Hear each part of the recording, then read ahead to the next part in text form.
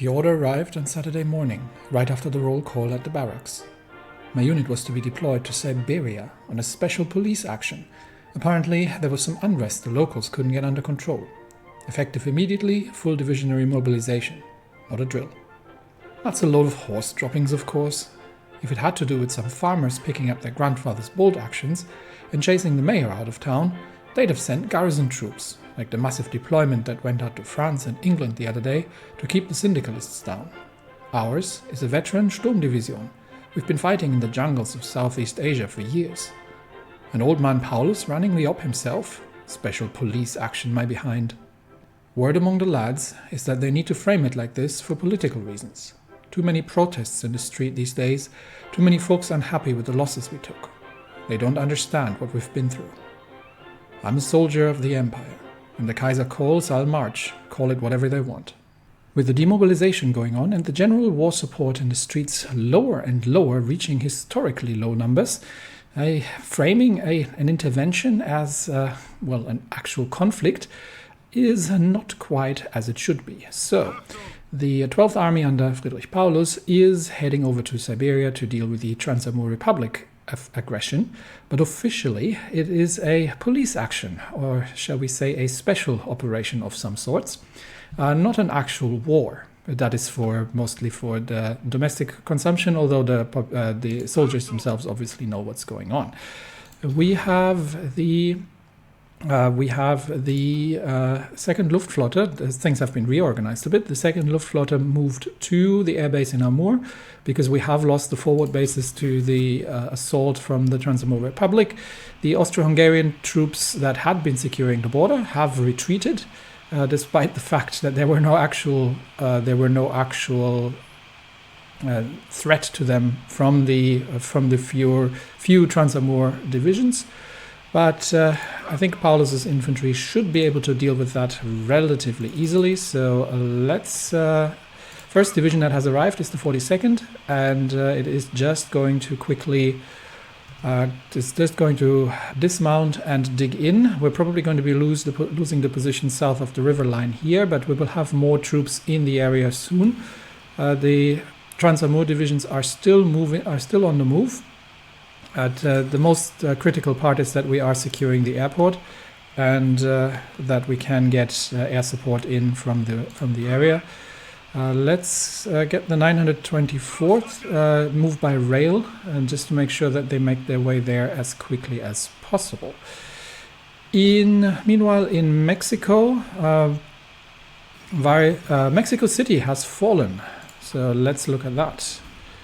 Mexico City, the oldest capital in North America and the fifth largest by population, fell today to invading American forces, who encircled the city and then moved into the lake bed from the west, cutting the major transportation arteries through the lower areas and forcing Mexican defenders to bleed off into the foothills in the east.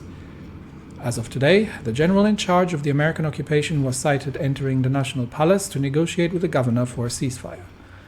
Rumors claim American troops are touring the old Aztec ruins and picking up free souvenirs for themselves, and now it looks like the survivors of Spanish tyranny will learn to live under the yoke of American control. The Americans have been playing this relatively well. They have deployed a small group of troops along the northern borders, where they are launching attacks against the masked but unorganized defenders. And then at the same time, they have concentrated some more divisions along the southern flank for a concentrated push. And together with the fact that there's still more American troops landing in the east, and they have actually made headway. They were almost wiped out in this area, but they've made headways here. So I think all in all, the Reichspakt defenders in Mexico are going to be in a bit of trouble there. Let's have a quick look and see if Mexico, if we can find it. Mexico is at 76% towards capitulation. So the government has not yet given up, but it's not looking good for Mexico. We will see how this plays out. Cuba is still a stronghold against American aggression. And there are still Reichspakt divisions flowing in from various areas, while at the same time also dealing with Australia. It looks like the Hawaiian occupation of Sydney has been unsuccessful and the troops have been defeated, but German East Asian troops are moving along now the eastern seaboard. The north is not that important. It's all in the east here, so they have to make headways, especially towards Brisbane and then towards Sydney and Canberra, obviously in the southeast, in order to make something happen. And that brings us back to the Transamur Republic, where we are dealing with American convoys in a variety of areas. So it looks like some countries are still happily trading with the Americans. And the first attacks against the newly dismounted 42nd Infantry are happening. So let's see. These Transamur divisions are not bad. They seem to be relatively capable. So we are definitely going to wait until all troops are in the area. We have fighters up in the air, so we've got two heavy fighter wings flying up. So once the problem obviously is that the airport is massively overloaded because the tactical bombers are not yet are too numerous for the under construction air bases. So we might have to move a few off for now and get the other ones up in the air on close air support. That should allow us to hold the lines here, and then we'll wait until Paulus's troops are in the area. Supply-wise, how are we looking? We have unfortunately lost the supply base in the south. So the Amur supply hub is the primary one that we need to hold, and then retaking the supply base in the south here at Blagoveshchensk is going to be the first priority, but that's once the troops actually have arrived. We do have naval battles with large numbers of American submarines now off the Spanish coast, but I think we are probably. Do we have anything that can reach this in order to do some anti-submarine warfare? That might be worth a look to see if we have any. I think these are, we've got a regular Küstenfliegergruppe, but I don't think these have the range. And the other ones are probably probably irregulars. Yeah, these are regular Aufklärungswings. They're not any kind of coastal wings. We might need to look, and we need to fix the trade again. We might need to look in designing a long-range anti-submarine aircraft once the advanced large airframe is complete. Then we can start getting onto that. But for now, let's wait until the German troops are arriving. We'll be on the defensive for now until all the troops are there. And we'll observe the situation in Mexico, where there is a counterattack running, but it looks like the Americans have defeated and are going on the counteroffensive despite being vastly outnumbered. So Americans are pushing along from Mexico City even further south. And it looks like the relatively small numbers of defenders are being pushed back here. So they have lost their supply. Yeah, they have lost their supply bases in the area with the fall of Mexico City, the only supply coming out of Veracruz. And the Americans are consolidating their gains here rapidly, pushing and it looks like Veracruz might be next, honestly. Oh yeah, the American motorized divisions are rushing through the territory here. And while the main bulk of the friendly troops is occupied along the northern flank, the Americans are making aggressive moves here, and using their momentum really to push out the completely overwhelmed defenders. They've taken the airport, and Mexico is very rapidly collapsing here. But yes, with 27% war support, this is not something that the German government is going to get involved in. All right, the first troops are some of the Siberian divisions are trying to hold, and they are now getting support from the air groups, and we've just completed another level, so we can bring in two more tactical bomber wings. and get them on close air support as well. And that is one big problem that they have. They have a few biplanes up in the air, but absolutely nothing that would allow that could counter our aircraft. Can we get a radar station up in? That's probably not going to have the range to do anything sensible. We'll get it built anyway, just to give the industry something to do. And we are going to, we might actually try to counterattack here and see if we can relieve the Siberian forces.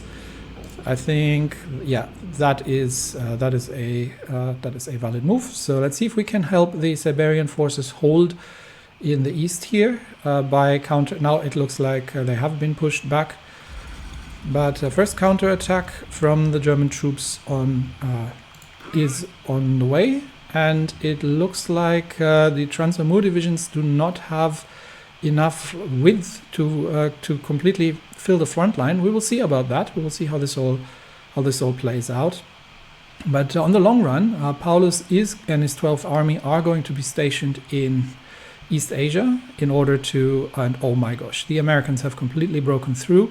The new capital of Guadalajara is already under threat.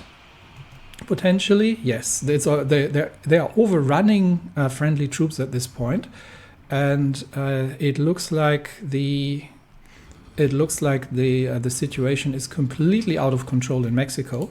I don't even think there's an airport left from which we could potentially operate. Yeah, the Americans have taken the airports. So I think the Mexico operation actually has collapsed much more rapidly, despite the fact of the initial massive numerical superiority. So we have a very quick look. It's kind of difficult to see, but we've got 24, 36, almost 2 field armies versus a much smaller American force. They're probably outnumbering them about. I would say about 2-1 at least, but the Americans have had a much better tactical setup, being under unified command, and have been very effective against that force. And it looks like a lot of troop movements going now in between, potentially towards Australia or returning to other front lines. I hope they're not pulling them off towards the Transamur front line, but we will see. So we do have Ukrainian troops helping out, which frees up the 42nd to the first combat operation, and their task will be to retake. Oh, okay, we actually have opposition here, and I think that since that is a cross-river attack, we are going to. It looked in the beginning as if we didn't have opposition. But let's abandon the attempt and wait for the rest of the divisions to make their way there. And Mexico has capitulated. So that just leaves some stranded divisions along the sides here. But Mexico has capitulated. Juan Andreu Almazan has announced that the Mexican nation can no longer withstand the pressure from the occupying American forces, committing travesties throughout the country. The Mexican government has gone into exile. Their main forces have capitulated, and the Union of Socialist American States is now in control of their home area. Though the war against the USAS continues, it's an unfortunate setback. These are dire times indeed. This is a propaganda victory. You have to look at this from the right perspective. At home, this is a massive propaganda victory, because we can now use this as a never forget moment, or where brave Reichspakt troops have been massacred by brutal American barbarian hordes who have been pillaging and burning through the ancient Mexican cities. And this is a propaganda victory to demonize the USAS to a degree that is necessary to continue the war. Once we have enough political power, we will start propaganda efforts to increase the to improve the overall war support that has been dwindling so badly in recent times. All right, troops are more divisions are arriving, so I think we are going to be ready once they have regained their organization, and nobody needs to join wars here. We've got this under control. Once they regain their organization, we will be launching the first attacks. We're just getting an idea of how the frontline situation is really looking. And we have just managed to hold the airbase, honestly. There are, I think, 2 more airbases that we can retake, but we now have green air over Amur, and we have full air support capabilities, which means that the offensive operations should not be a problem, and we can probably launch the next attack as a combined 3rd and 42nd Infantry assault, and then moving south to isolate the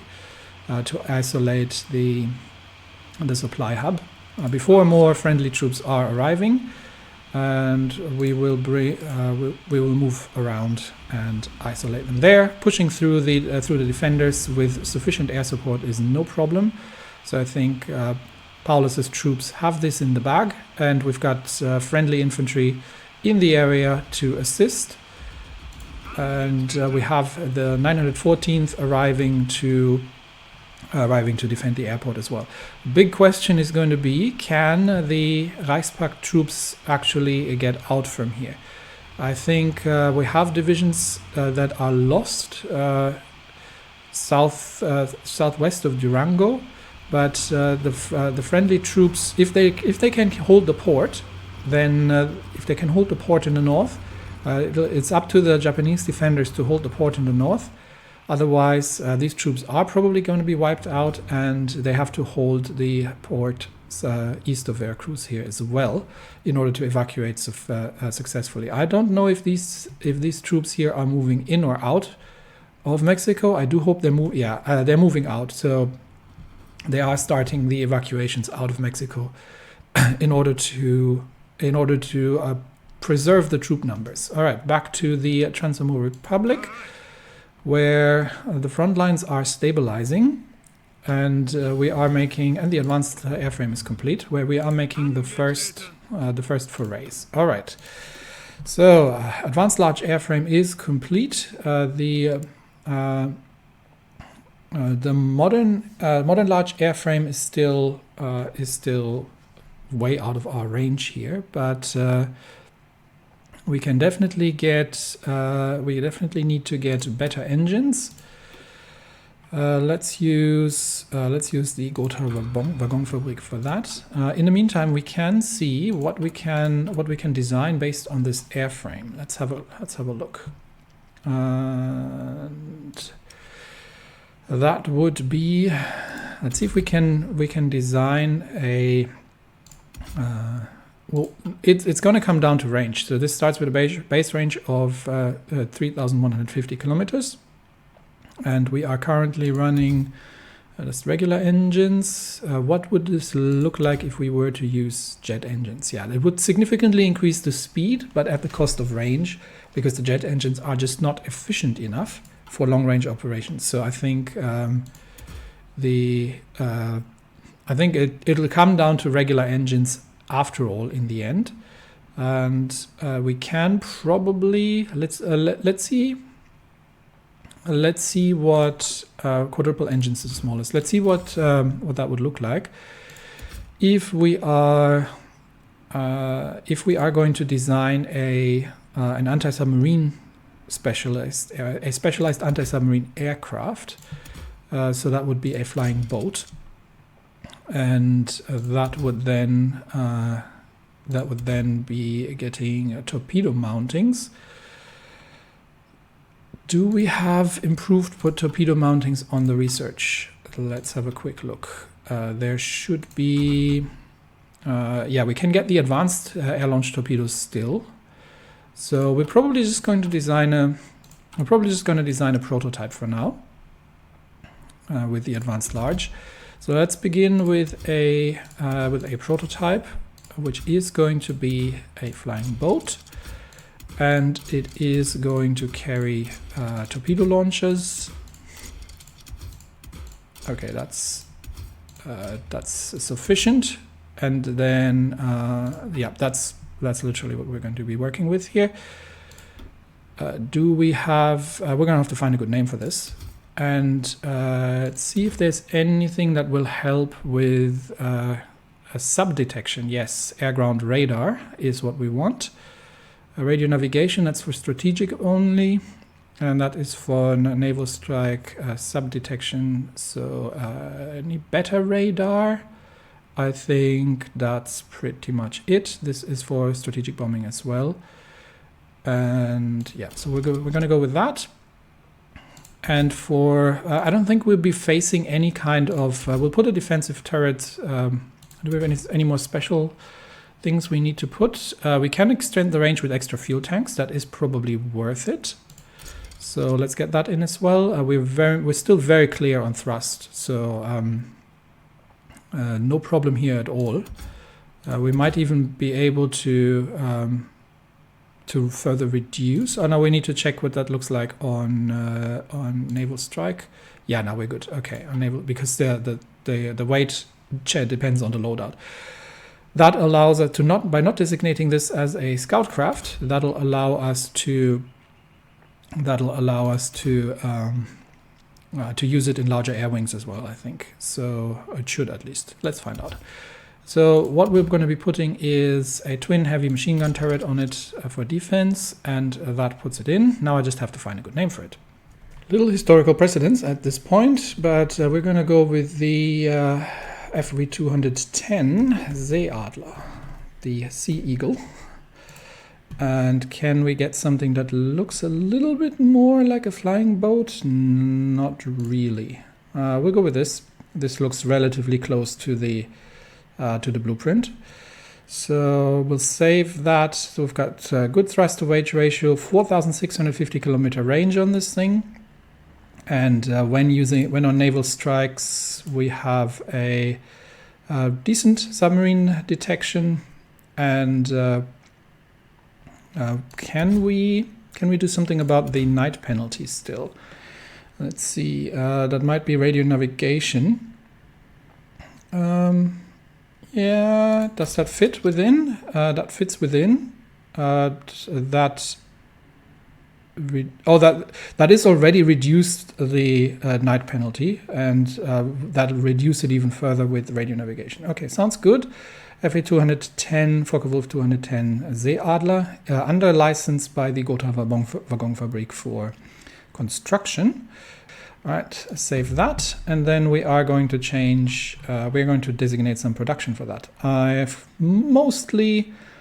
think at this point I've mostly scaled down production. We are still building a lot of the Dorniers, but I think we can start scaling that down as well, because the medium bombers are going to be we'll scale that down significantly and start building. We'll be starting to build a few more of the long-range aircraft. That's where all the production will go. So let's bring that down to 30 for now, and we will start the production of the Seeadler under Gotha Waggonfabrik. And where did that end up? Probably all the way at the bottom. Yes, it did. We'll bring that up. And we'll sort it in. I really prefer my things to be sorted. There we go. And we'll give that the 20 factories out of Dornier. I'm not sure where the factories actually went. Oh, they went into the mechanized equipment. That's fine. We'll cut that off here. And that's the 20 on the Seeadler, and then we can put the rest back here. There we go. Yeah, we'll just have to do some upgrades on the Sonderkraftfahrzeug 256, so that's where most of the military production today is going. We have a very good stockpile, and we can probably reduce the amount of factories on armored trains as well, because we have an absolutely vast number of these things. And the rest is just more for refits and other works. So This is, we've got some Junkers and we've got lots of deniers. The problem is obviously that refitting these will take the respective other out of it, but it's fine. We've got enough stockpile to deal with these things. All right. So that's these under construction, and that'll hopefully deal with this submarine threat over here. We have the airbase in Ponte Delgada, and we should have that needs to be a little larger. So let's improve the. We are already improving the airbase. Okay. Are we improving infrastructure in the area? We need to do that too. All right. So that's underway. Meanwhile, the fleet's out chasing submarines with carrier-based aircraft, but not to the degree of success that we would like. However, we managed to sink the occasional submarine there. All right. Yeah, situation in Mexico is absolutely dire, and it's just it's a desperate evacuation effort. So if the Baltic troops here aren't holding, then these troops in the south are going to be lost, and the rest of them will have to start moving north, because if Japan gets pushed out from the port, then these troops are not getting out here. And it looks like the Japanese defenders are not holding in the port, and no, they've lost the port, which means these were actually reinforcements. The reinforcements haven't arrived in time, which means these troops are now cut off and are trying to retake some territory, but will be eventually. And these troops need to evacuate very quickly, otherwise things are going badly over there. So yeah, all in all, not a good situation. But we have a Transamur counterattack. So clearly we need to pay attention here. We have a Transamur counterattack, which gives us potentially an opportunity. Yeah, we do need to secure the airport, which may give us an opportunity to attack north against dug-in. No, they're well dug-in Transamur forces, so we do need to wait for reinforcements here. And let's stop the assault. We do need to wait for reinforcements. We might have to just push them out for now and see if we can. Yeah, well, I think we've pushed out the attacking Transamur forces, shorten the front lines, and focus on the. Okay, the front lines are way too flexible under Paulus. We're going to go with rigid organization, because I do not like the frequent reshuffling of front lines that we're seeing here. So let's clear the supply position here, and then once that's organized. Oh, when they have reinforced the area, but we can push them out from there. Very powerful troops here. Quite impressed by and we're going to remove all the join war requests, because we already have enough troops ferrying across the Pacific, and the Reichspakt members have shown themselves not to be the most apt at in a war in Mexico at losing against a numerically significant inferior American force. Okay, we'll cut off the first Transamur divisions here. And front lines should start consolidating relatively quickly, and then we can start launching the first operations. I'm a bit concerned about the northern flank, where there is not an awful lot of troops available. So we'll let them redeploy once they are ready in the area. Okay. Immediate counterattack, but we now have encircled Transamur divisions that we are going to start taking on. Two divisions that will be wiped out here without too much trouble. And we've got even with rigid cohesion, the troops are moving about just a bit too much for my taste. But yeah, then the north is further destabilizing, and we are waiting for the rest of the divisions to arrive. I think we have the first operational victory, and we have destroyed. Let's have a quick look. Transamur Republic has taken 28,000 casualties. First casualties on this conflict.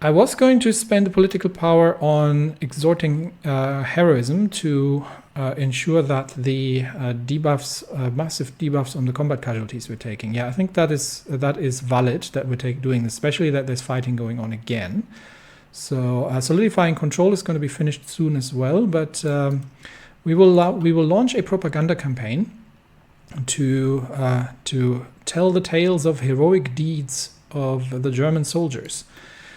And we're still chasing American submarines, but we are successfully sinking. Yeah, we're sinking a few of them, and hopefully once the additional aircraft become available, what we could do is send the naval patrol bombers on naval strikes actually. So get them, even though they're not perfectly suited for that because they're flying in small groups. We could use them for naval strikes again. I don't think anything except submarines is operating in the area. So let's see how that'll work out. And yeah, the last remaining Reichspakt divisions in Mexico have been cut off, and horrific losses on the Mexican peninsula. All right. More importantly, however, we will be focusing here. Where do we have? We have the airport capacity now, so we can send in two more air wings on ground support, and that should seriously put a dent into enemy operations. We do have to counter them in the north here, however, so let's get a couple of these divisions along the front lines here, and we have destroyed the first group of enemy divisions. That should not be a problem. Still a naval invasion on Greenland planned again. We do have the Gebirgsjäger station there, however, in a permanent deployment, so that should not be a big problem. And we will be bringing, we might be bringing some air force over as well if necessary. How is the Reichspakt doing in Australia? Slowly. Oh, another naval invasion on Brisbane. This time it was the Dutch taking Brisbane, but they might again be pushed back by the Australians. So let's focus on our own combat effort here. We have retaken the supply hub, which means we are now. You can stay where you are.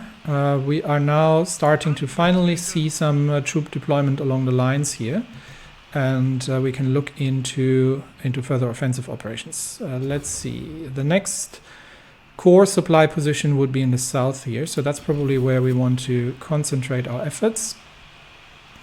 Let's make sure all the divisions arrive that are still underway. It's like if these can take the trains, please, that would be much appreciated. Any divisions still that are further away,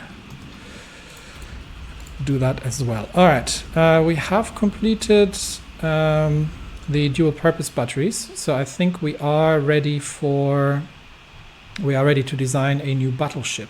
And this is for light batteries, medium batteries, so let's just continue here. Let's get that done. We can use Blom and Voss, but we can design a new capital ship. So let us begin with, where is it? The modern heavy hull, and we will see what we can build out of that. And we could even, interestingly enough, we could use the super heavy armor on these ships, but I don't think it's necessary. It's so that would be 450 millimeter belt armor compared to 380 millimeter belt armor, which I think is sufficient against what the Americans are bringing along. We could even just go with 330 and go with the battle cruiser design, which is going to be a little cheaper, and speed-wise, it doesn't actually make a huge difference. It's just the production cost, really. Yeah. But the super heavy armor obviously impacts the speed more. And let's go with the intermediate battleship armor here. Obviously better engines. And we will see, we're going to get the dual purpose secondaries in. And we obviously want heavy batteries. So 460 millimeter 18 inchers. We're going to have, that is front custom, so we're going to have another gun here and then a third gun in the rear. Right, that would give us a what's a German? It's a German design, so it's probably twin guns. Yeah, they're probably twin guns at that caliber. So we're probably going to need one more. And we have yeah, we'll just put one. We'll put one additional in. Then we need anti-air, obviously fire control and radar. With that, we're down to 28 knots. We are using the Wilhelmshaven-Werft, which helps with a few things. And then we've got, we'll see, we're going to continue with the mythology. So that would be, well, we'll do that in a second. We had the Wotan class already, and there we could, 28 knots is good. We could put a few more secondaries in. So these are 127 millimeter, probably 128 millimeter actually, but it further reduces the speed. I think one more dual purpose secondary battery is good here, and then we've got that. So that shall be the tier class of heavy ship. I'll save that. And we are going to commission, I think, 4 of them, honestly. And that means we are going to cancel some of the Lux class in return. So let's get the first modern battle lines underway here. So we will take down 2 lines. 2 lines of these, and then that goes in miscellaneous. That should fill these up, and then we'll get these going. Next up is going to be cruise. We already have the cruisers, but we still need the advanced medium battery. So heavy 155 millimeter autoloaders or we can go with 152 millimeter dual purposes. That would be actually quite interesting. That would be an anti-air escort, which is probably, given the modern times, not a bad choice. So, out of curiosity, how long are these going to? We'll see when it falls in how long these are going to take. But that's that. All right, let's get back to the situation at hand, where we are waiting for more infantry to arrive, but we can probably launch further attacks once the friendly troops have brought that in. We're still trying to. The Transamur Republic has declared war on Wales. Good luck with that. We can bring additional troops in once the. We're getting some additional divisions in, and we still actually have to plan the assault. We've just made use of some initial gains here.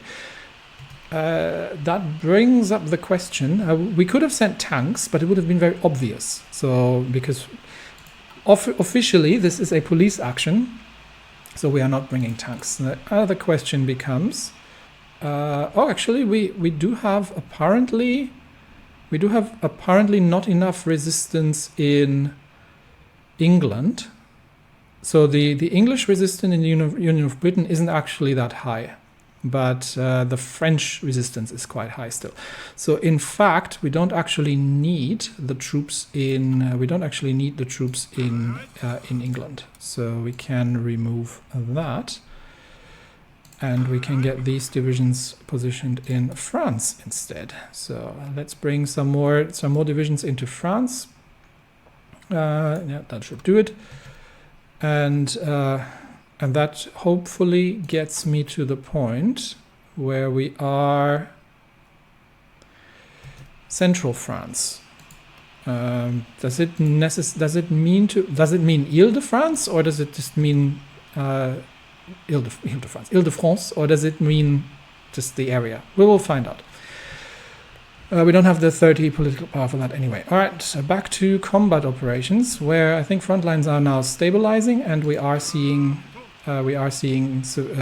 enough troop numbers rolling in. It looks like we have lost the airport, however, due to a miscommunication there. So let's. I thought there were some friendly troops holding this position, but that does not seem to have been the case. So let's retake the airbase. That is essential. Where's my air wings gone? Yeah, they've retreated. They've retreated back into Mongolia. So let's retake the airbase. That is essential. And I think we've already pushed the Transamur divisions out here. So let's see if we can cut off and shorten the northern front lines here while retaking the airbase. And we are now having sufficient amounts of divisions in the area, and then we can proceed further with air support once the planning has happened here. Okay, immediate counterattack, but the airbase is back under control. So let's bring the aircraft back in. And with that, we should regain control over the air zone without too much trouble. Troops are holding the airbase, and with reinforcements in and the air superiority reinstated, I think we are now starting to become a bit more stable here. Okay. We can get Paulus to run a staff office plan in order to accelerate the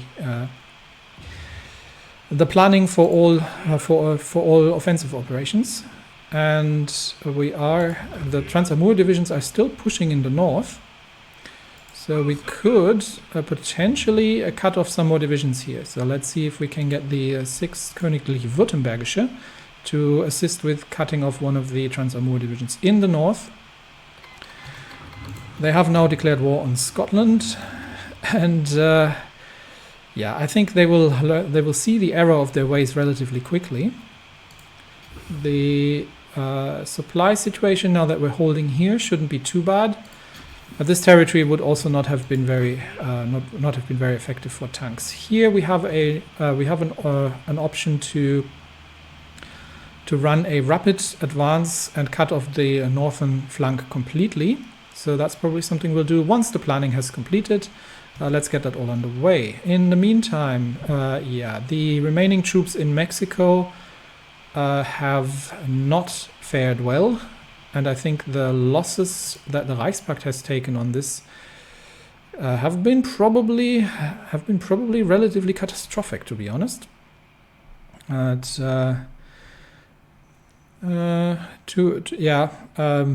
Losses, high losses on our side.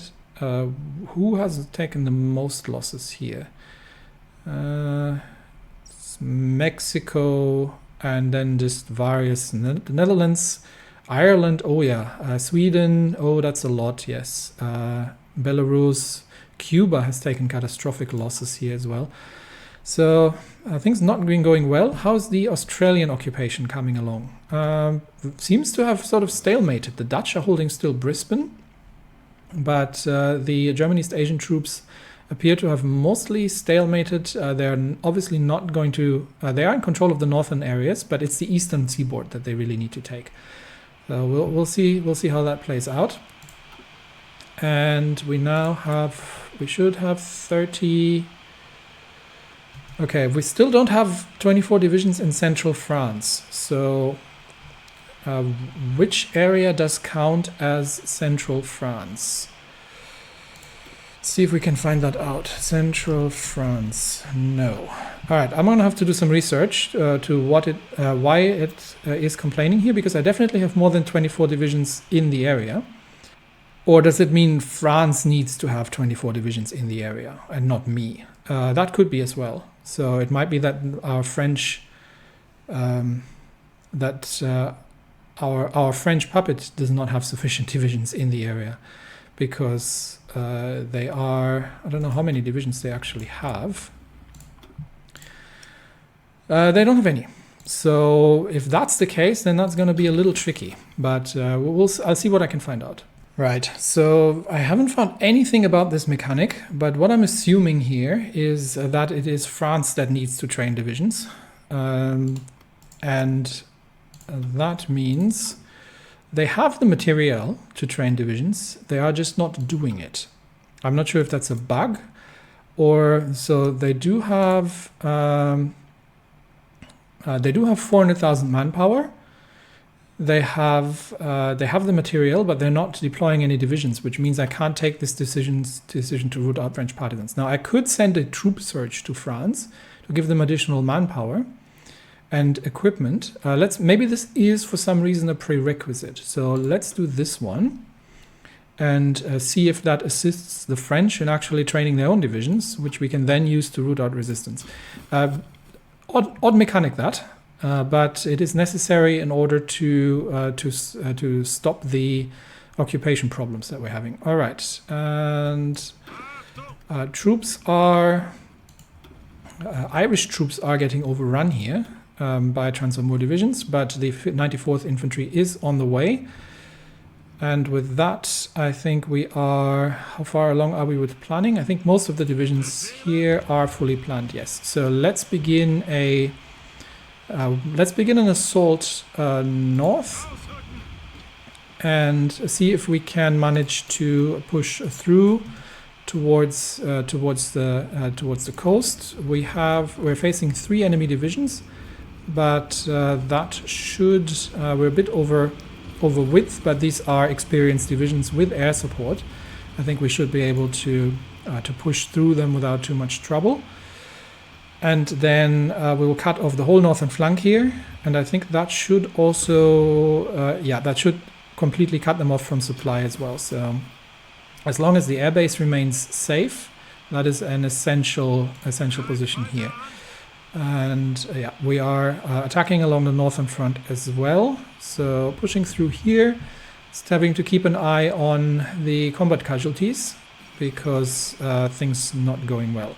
Yucatan has capitulated, so the next state that has fallen to the Union of Socialist American States, and the red menace is creeping further and further. But for now we are dealing with the Transamur Republic, and with a push through towards... Are they reinforcing here? No, they're just moving north. Okay, I push through towards the coast in order to...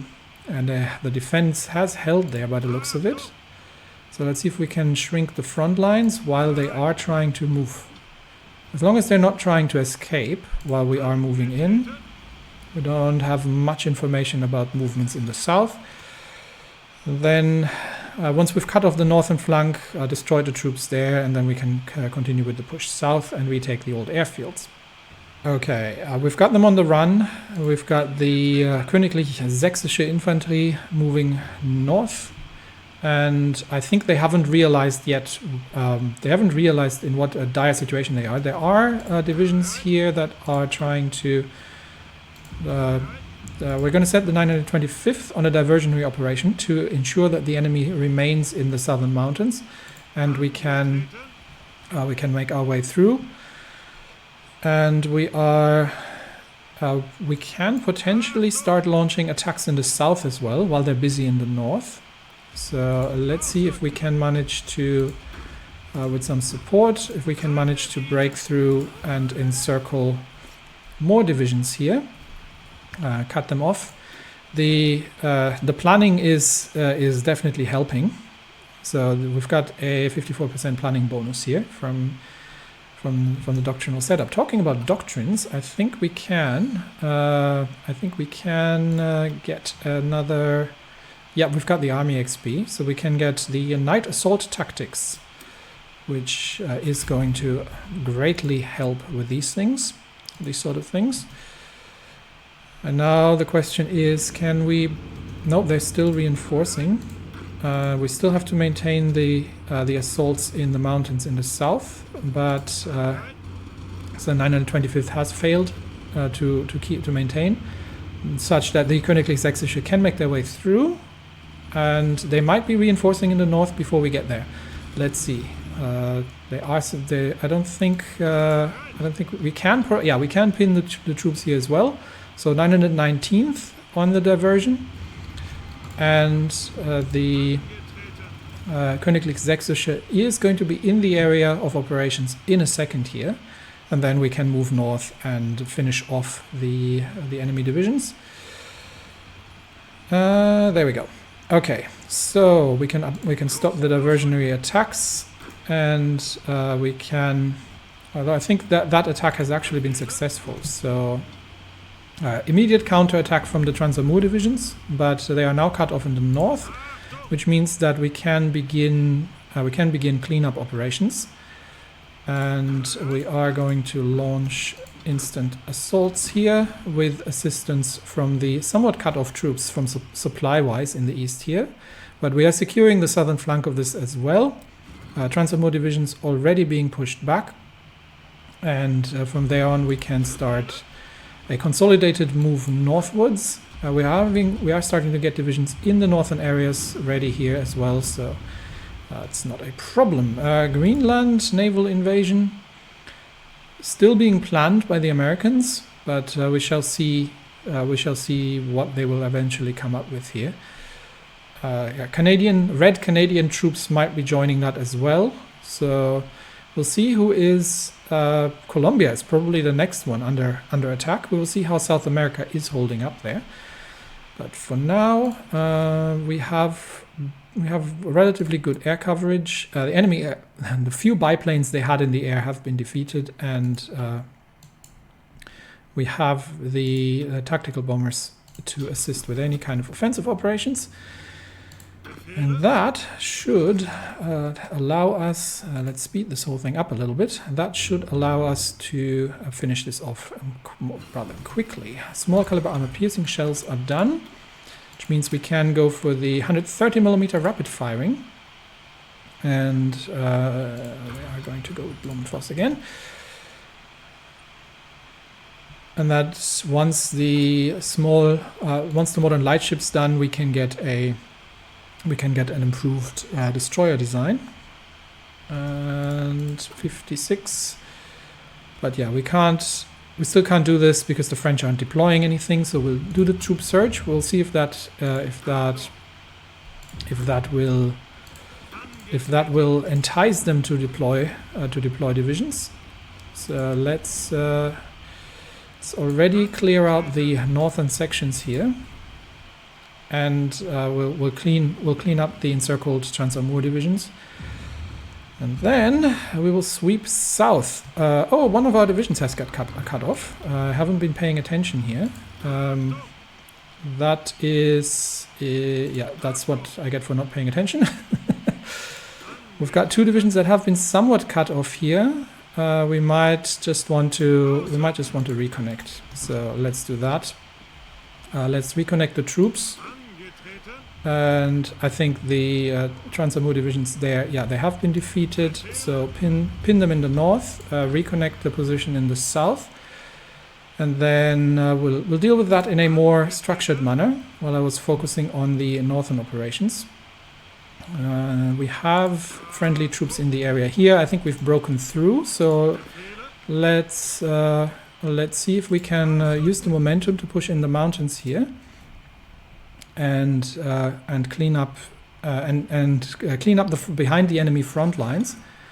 No, they're actually pushing south here already. So okay, let's ensure that we are retaking positions here and not losing the friendly infantry, while they are very much trying to cut us off here. All right, we have completed the amnesty, which let's see if that had any effect on the French occupation situation. No, I'm using this as a proxy to see if the resistance is more than 10%, but I can't do that still because France is still in 10%. Little territory. Okay, we could do that. This would give us additional. This would give the 50% plan here would reduce the compliance in military occupied governments, which is not something we want because we want to increase the compliance. Although we can't do this anymore. We cannot do this anymore while okay, so we can trade compliance for military benefits. We don't really need that. Let's instead, until that becomes available, do the Schleicher Constitution and get that at home under wraps while the actual, and I'm just going to remove all of these, get that under wraps at home while the actual war support is slowly increasing from the ongoing efforts from the ongoing propaganda efforts about our heroic troops, which are still fighting in the east. So let's ensure that we get them out from there.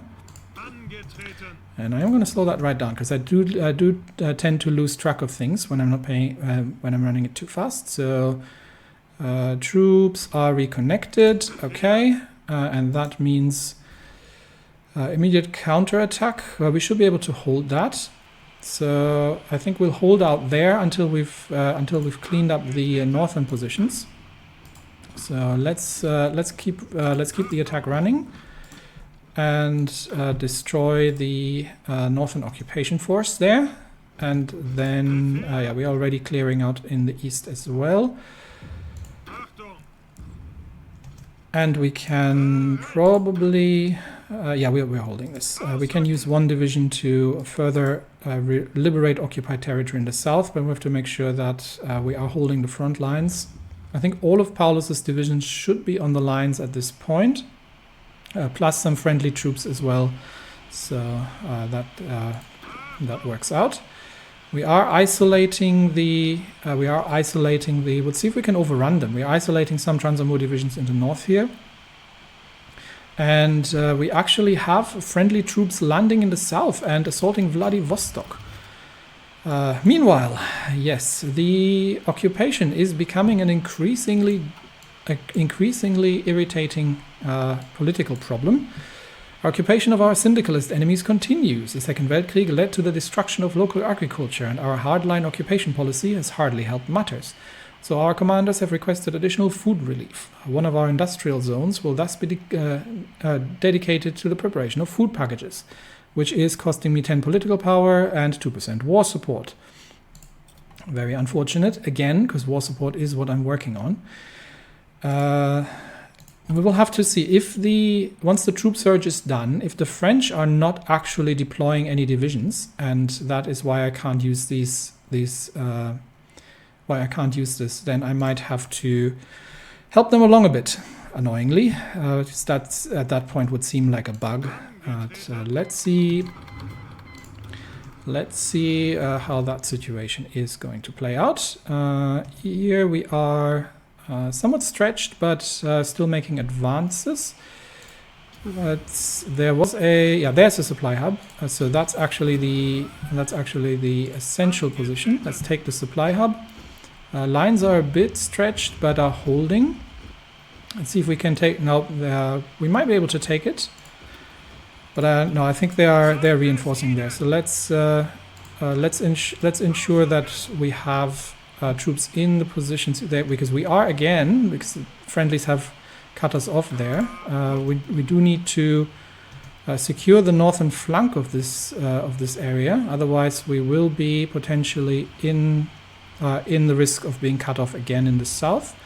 So I think this is about as far as we go. Advanced medium battery is complete. So now we can do the advanced dual purpose as well and get that under wraps. How's the northern flank looking? Transamur divisions, I think, mostly defeated in the north. So the rest of the troops can already surge towards the other front.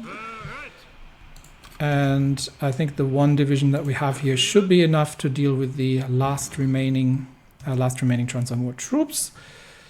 Southern encirclement has not happened, so we've pushed the divisions out, and we are, I think, relatively safe at this point. We're probably going to try to link up with the northern force and ensure that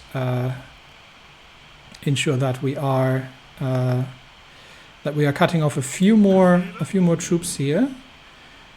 So what we'll do is we'll move to link up with the northern divisions that are pushing the under after heavy fighting, are about to retake the airbase in the mountains here. So once we've retaken the airport, at that point, we can already start moving against enemy positions here. And at that point, once we've retaken the airbase, we've taken the other airbase as well. So how big are these? That's a 200. So we can send the fighters over. And I think the tactical bombers as well eventually, but we should be alright for now. Alright, so with troops in the north mostly cleaned up. And in the south, especially with the invasion that hasn't taken Vladivostok, Zedantak, always happens. But a rapid move again of our Dutch allies, always reliable, our Dutch allies. I think we are making a relatively rapid end to the Transamur Republic here. And Lithuania is decoupling. Alright, what is happening here? Our embassy in Vilnius has worrying news that the Lithuanian nation is headed towards greater autonomy. Our shattered economy found it harder to manage and aid the countries of Eastern Europe. It turns out that the Lithuanian economic reform have drawn them further away from the Reichspakt than closer. While they are still under our protection and our financial control, Lithuania experiences a greater degree of freedom. While this may not be a significant cause of concern for us, as they are still under our control, perhaps it is a sign that we must strengthen our eastern borders. Okay, so Lithuania is becoming the autonomous Oststaat, which probably means they need. Well, they are still member of the Reichspakt. They are still under our direct control, but I don't think there's any influence I can do in the east. So far, I've only had the. Poland is loyal and stable, so I don't really need to trade anything there in terms of influence, but nothing I could do about Lithuania. We shall see what the situation in the east is going to be. And in the meantime, we are hunting American submarines, and we are doing damage to them, but not sufficiently to actually sink some of them, because these are actually recon planes with a secondary armament of depth charges. So we are successful with the escorts mildly, but we're more successful in hunting down their convoys. How is the aircraft production coming along? What is it looking like of the new and improved the Seeadler? 35 planes for now. So let's create an air wing. There they are. Focke-Wulf 210 Seeadler. All right, that wing is deploying, and that can start pilot exercises. Once they're up to strength, we'll start using them against submarine operations, and that should, I think, put an end to them relatively quickly. All right, back to the Transamur situation. And we do have to keep an eye on the French. Okay, the troop surge has happened. Is France now training divisions? And I'm not sure I can actually. I don't think I can see that. If they're actually training divisions. So, all right, this is a situation where I feel like this is a bug that I might need to deal with, because I have no direct control over this, and the French are ardently refusing to train divisions. So I'm going to help this along a little bit. Okay, so I had a look, and France cannot train divisions. So this seems to be locked by the game, which makes this decision kind of useless. So yeah, not sure what this is meant to do. I can just keep running the troop surges, but it's not going to do anything, sure, other than draining my equipment into France, which can't do anything with it. So we can't do we can't return to the civilian situation until France's resistance has naturally ticked down. because we can't do any decisions to help it along. So I think we've done everything we could here to reduce the local resistance, but we're not going to take any of these tree here. So we'll just continue on the other side. We'll just have to wait this out, unfortunately, which is rather unfortunate. But well, maybe there's something that can help with things. Anyway, we're in a Cold War situation. The Americans have taken over the continent, and we are dealing with the Transamur Republic right now, and the unrest that it has brought with it. Waiting for additional divisions to move in south, but I think we are... Yeah, Transamur declaring war on everyone. We are clearing out positions here. And once these divisions are in place, then we're going to attack the supply hub. And I think from there on, the roads are pretty open. Vladivostok is isolated. Dutch troops are bringing up the rear against negligible resistance from the remaining Transamur divisions. And with that, we've got one more encircled here. Let's clear it out. From that, we are... I think at this point that we might be... Yeah, the Dutch will probably take Khabarovsk before we get there. And that'll just be coming down to Vladivostok. So if the Dutch can take Vladivostok, that would be great. But they are facing some resistance now in the south, which is of course going to completely obliterate the northern front line, which is already fractured.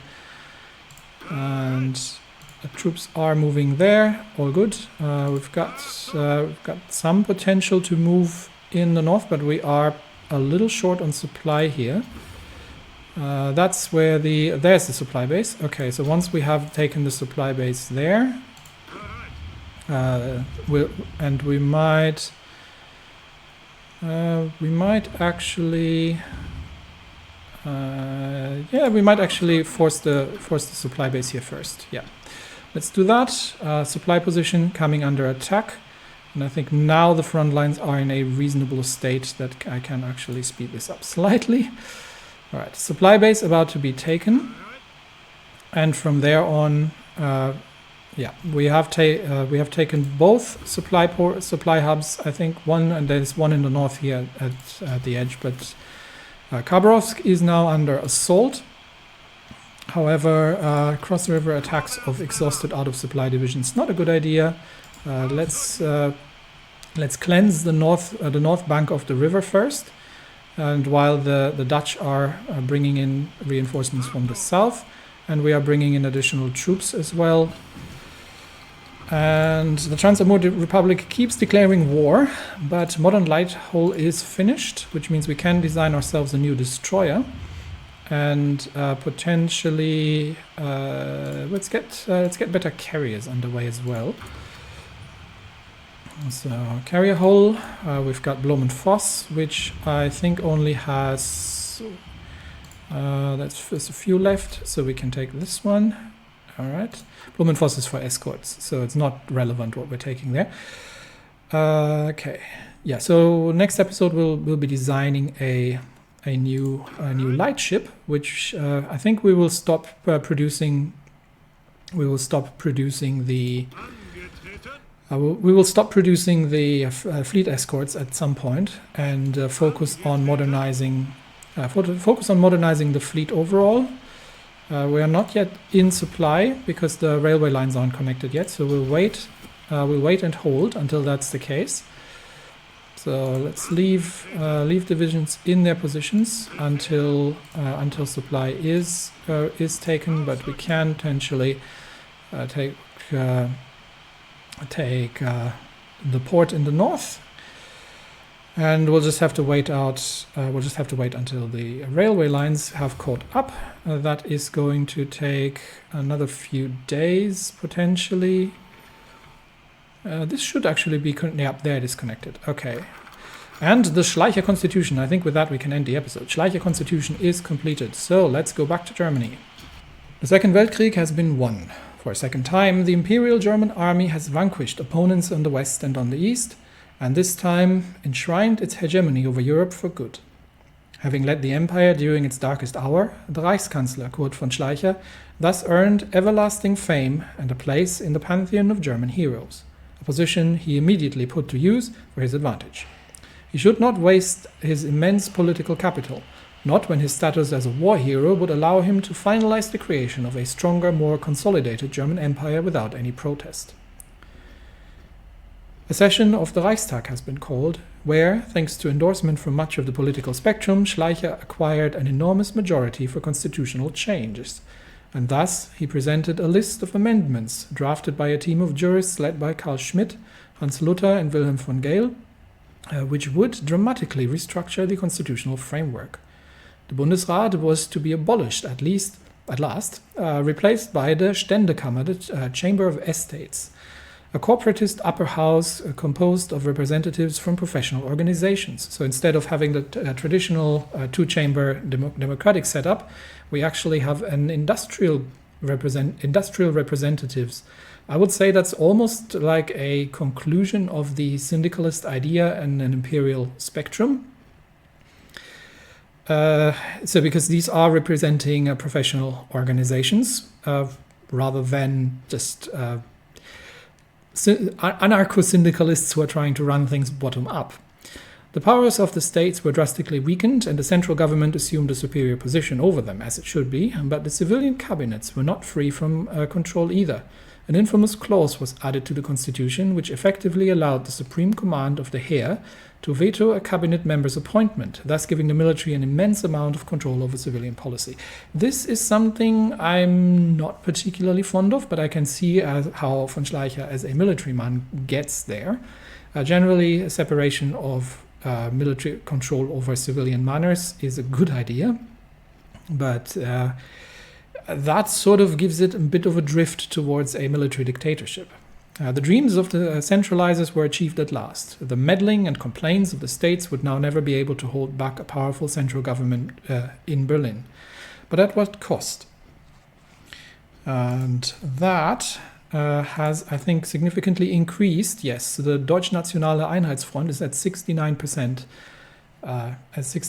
approval ratings now. So, in the name of efficiency and against political squabbling, democracy has been more or less relegated to a ceremonial role, I'd say, in the empire, and the military in itself, in von Schleicher's view at least, an efficient organization and efficiently run, has taken vast control over the civilian political life. The Kaiser being being of not the brightest disposition when it comes to matters of the state, has let this all happen. More concerned with his own little scandals and with his own womanizing and similar exploits. Is this what von Schleicher always wanted? Good question. He has always wanted to do away with the inefficiencies, but maybe inefficiency is part of the democratic safeguard against a too well-organized and too strong state that in the end, is controlled by a few over the will of the many. It's a balance, and the balance has certainly shifted in favor of von Schleicher's eventual outcome.